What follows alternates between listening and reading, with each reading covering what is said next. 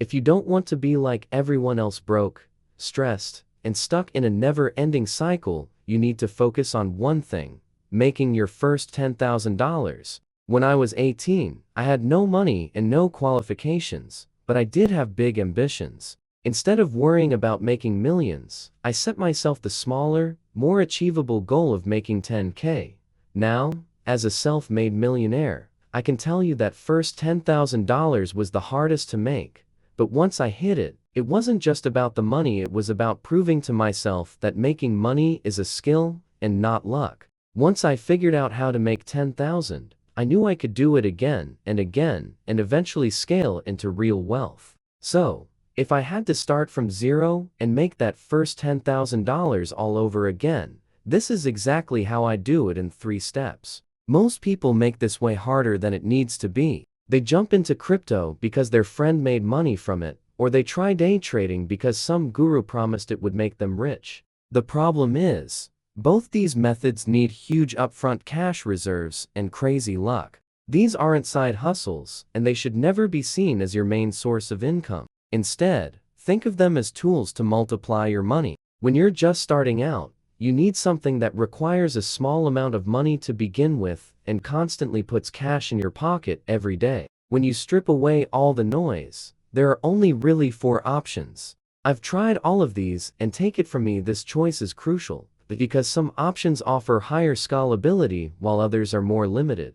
In the same way, some generate quick cash, while others take more time to make money. Option 1 is selling in-person services. Look, you've probably heard of these before, but I'm talking personal training, delivery, driving, dog walking, nail designing, barbering, videography, and so many more. Although these services sound so common and basic, they're actually one of the fastest ways to make money. So don't overlook them, as they give you a way to get paid immediately. It's also pretty cheap to get started. All you need is some skills and maybe a few tools, which means you can get up and running very quickly. If you choose to do this, then please don't mess around trying to build a website, run ads, or make a logo. Just get out there, find some customers in your local area, deliver the service, and get paid. I even did this when I was in my teens. I used to walk around rich neighborhoods and offer to wash people's cars. I'd look out for tidy gardens, but dirty vehicles. Now, this might sound strange. However, I was betting that if they were obsessed over keeping their garden tidy, they'd also want a nice, shiny car on their driveway to impress their neighbors. Because these kinds of services are limited by your local area, it meant my demand was pretty up and down. Some months were busy, and others I struggled to make anything. When I was busy, I was only able to work with one person at a time, which capped how much I could make in a day. So, in-person services are great to get started with, but you can quickly feel like they're limiting your potential. That brings me on to option 2, which is local products. This is selling things like home-baked goods, handmade items, artwork, fresh produce, and much more. This can be a great way to make money, but it's not something that happens overnight. Unlike services, where you get paid as soon as the job's done, selling local products takes time. I gave this a go. Using some of the profits from my car washing business, I bought some cheap model plane parts, then spent some time building each one up, and then sold them to people at the RC Flying Club, which I went to on the weekends. However, I quickly realized I was putting a lot of work in for very little money. This was hard for me to come to terms with because I really enjoyed building them. Most of my earnings were being eaten up by the cost of materials, and on top of that, my customer base was very limited, as there weren't enough people willing to pay what I needed to make it worth my time. So, selling local products can be fun, and it's definitely worth it if you want to make some money from something you love. Option 3 is global products. This includes starting a clothing brand, dropshipping, sneaker reselling, print on demand, and so much more. Unlike in-person services or local products, going global means you have access to a much larger customer base, which gives you more opportunities to make money. You're not limited to just the people in your town or city. Anyone, anywhere, can buy from you. I was so excited about launching my own global products. I even flew all the way to China to partner with a manufacturer to produce my model airplane designs and sell them worldwide. Online services actually combine the two biggest benefits from the in-person services and global products. This is because you get the global reach, but the profit margins of a service. With products, you might make 20–30% margin that needs to be reinvested. With services, you're looking at 70–80% margins that go straight into your pocket. Plus, you can start making money from day one. Look, all of these are fantastic ways to make $10,000 as a student, especially these last two options. However, if I wanted to start making money as fast as possible, then I'd go with option 4, selling online services. So now, we need to figure out exactly what online service to offer. Start by asking yourself 3 questions. What are you really good at? What do you enjoy learning about? And what problems do businesses consistently struggle with? The sweet spot is where your answers overlap. Most people get stuck at this stage as they spend months or even years trying to perfect their skill before offering it to anyone. That is totally backwards. You need to start getting real-world experience as quickly as possible. So start by setting your prices under the normal market rate. Your main aim here is to earn and learn at the same time. Now, let's take this one step further. This is the skill pyramid made up of 4 elements that, when mastered together, transform a high-income skill into a $10,000 income. Miss just one, and you'll stay stuck at the bottom, working hard, but never breaking through. Element 1 is positioning. You see, not all online services are equal. The real money is in offering to help businesses make more money. That's because businesses think about money differently than individuals. When a business is making $50,000 a month, spending $2,000 to solve a problem isn't a big deal as long as it helps them make more money. And take it from me, they have a lot of these problems. They need more customers, they need better systems, they need to stand out from their competition, and they need to convert more leads into sales. These problems never go away, and businesses are always willing to pay to solve them. On top of this, some industries simply have more money to spend than others. And if you think about how you can reposition yourself, you'll start making real money faster. Here are some ideas to get you thinking.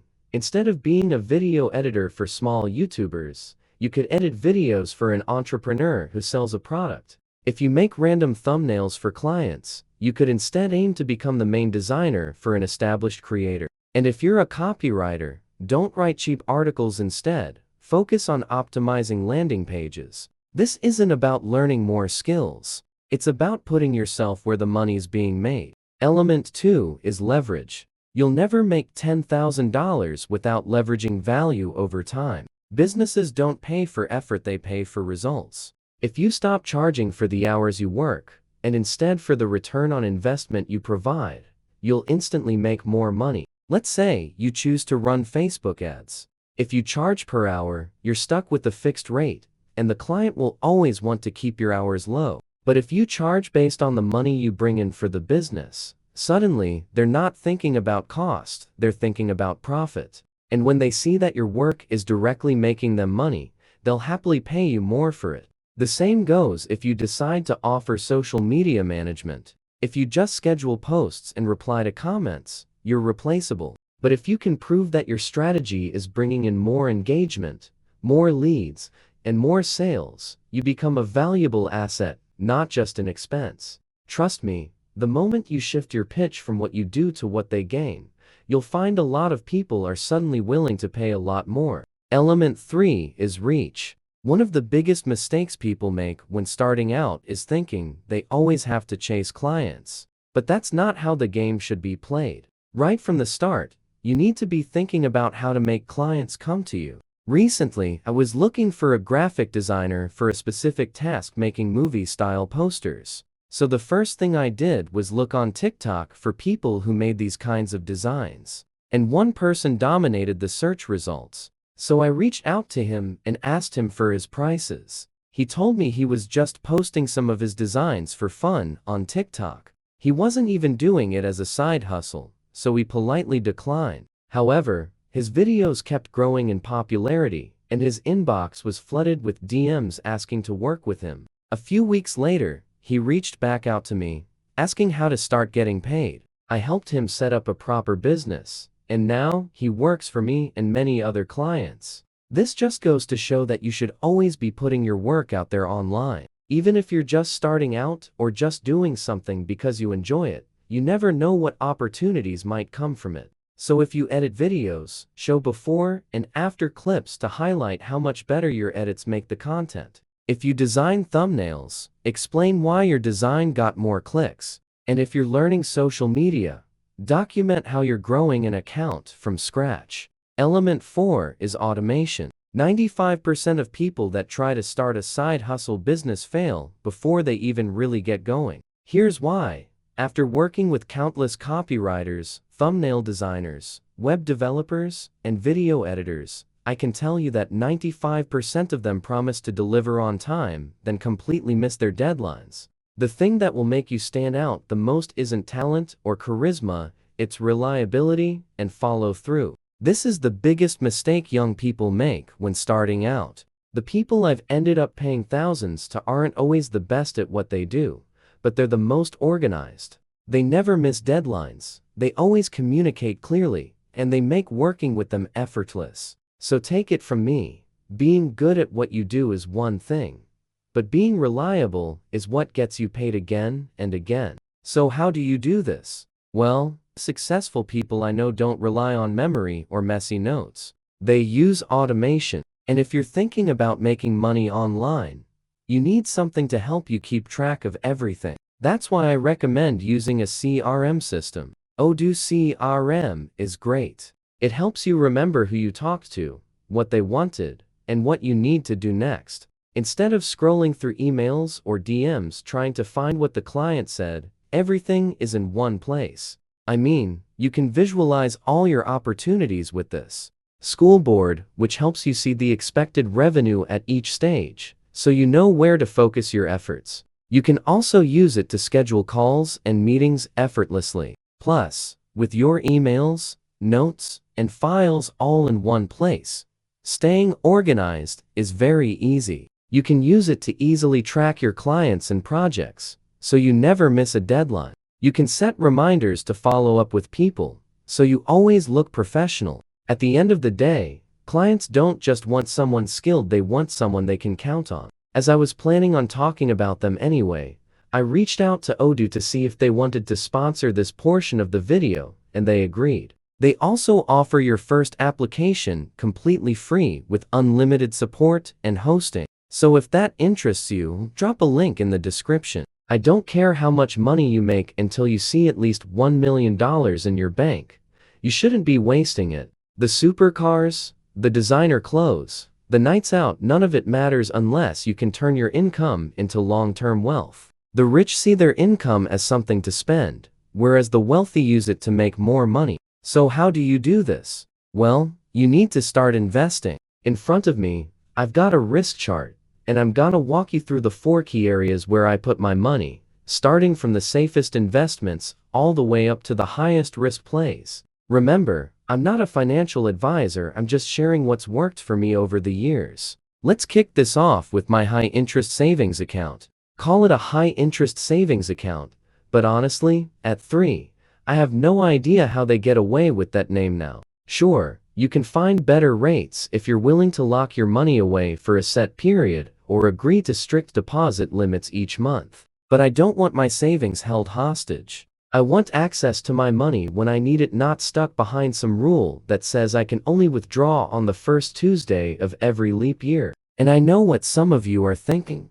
Mark, this isn't really investing. This is just holding cash. And yeah, you've got a point. But having some cash on the sidelines means you're not forced to sell investments at the wrong time. Imagine the market crashes and you suddenly need money for an emergency. If you don't have cash saved up, you'll have no choice but to sell stocks at a loss, and that's the fastest way to lock in a bad decision. A high-interest savings account is like your financial safety net. It's not about making big returns, it's about having a buffer so that when life throws unexpected expenses at you, you're covered without wrecking your long-term investments. Investment 2 is index funds. Have you ever heard the saying, "It only takes the price of a coffee a day to become a millionaire"? Well, that's down to index funds and ETFs. I've made a lot of money from simple long-term index fund investing, and as an added benefit, it's extremely low maintenance. There are tons of different index funds and ETFs, but the most popular buzzword, of course, is the S&P 500, which is 503 of the top publicly traded companies in America, all packed into one easy investment. Even though this is the biggest index fund in my portfolio by percentage, I do also invest into a total stock market fund. The best I found for us investors is VZAX. For the UK people, it's the VERL ETF. Additionally, I think it's important to have some money invested in an emerging market index fund. The best I found in the USA is the VU, and in the UK, it's the VEM ETF. But there are lots of other emerging market funds available, so it's worth having a bit of a look around. If all those index fund names made you glaze over, here's an awesome fact to wake you up. The average return of the S&P 500 over the last 10 years has been over 10%. Which means if you invest just $5 instead of buying a coffee every single day from the age of 18 to 67 and achieve the same return, then you'd retire with over $1 million. And if you don't want to wait until you're 67, just invest more money. That's what I've done for many years, and it's worked really well for me. Investment 3 is individual stocks. Now, this is where things get exciting. Individual stocks can be a great way to start investing, especially with smaller amounts of money. They allow you to get hands-on experience with the market in a way that index funds don't. When I first started, I really enjoyed picking stocks and learning how to read a company's financial statements. Honestly, if I hadn't actually invested my own money, I doubt I'd ever have been motivated to understand how it all worked. That's why when you're starting out, individual stocks can feel more engaging. Of course, they also come with higher risk, but if you only invest a small amount, it can be a useful way to learn how the market moves without putting too much at stake. Another big advantage is that you get direct exposure to specific companies. With index funds, even if a company is performing incredibly well, it may only make up a small part of your portfolio. With individual stocks, you get to experience those gains more directly. But of course, this means more ups and downs, which is something to keep in mind. By the way, Trading 212 are currently giving away a free fractional share worth up to £200 when you use the code Tilbury and fund your account. So if you want to pick that up, I'll leave the link in the description below. Investment 4 is cryptocurrency. When Bitcoin first came out in 2009, like a lot of people just assumed it was a scam. I was used to investing in real, tangible assets like property and stocks, things backed by actual companies. The idea of some digital currency with no one in charge seemed way too risky. But as time went on, I started paying more attention. By early 2019, I decided to dip my toes in, and over the last few years, I've been steadily buying more Bitcoin and Ethereum. Looking back, it's been a solid move.